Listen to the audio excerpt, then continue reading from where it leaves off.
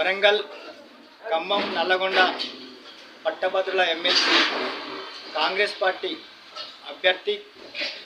తీర్మార్ మల్లన్న గత 10 సంవత్సరాలుగా టీఆర్ఎస్ పైన అలుపెరగని పోరాటం చేసి ప్రజల పక్షాన,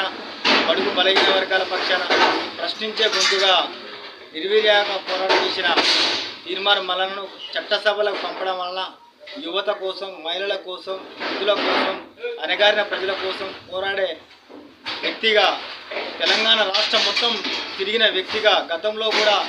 ఎమ్మెల్సీగా పోటీ చేసిన వ్యక్తిగా, నిత్యం ప్రజల కొరకు పోరాడిన వ్యక్తిని ఈసారి పట్టభద్రులు, విజ్ఞానవంతులు, చదువుకున్న వాళ్ళు ఎలాంటి వాటికి ఆశపడకుండా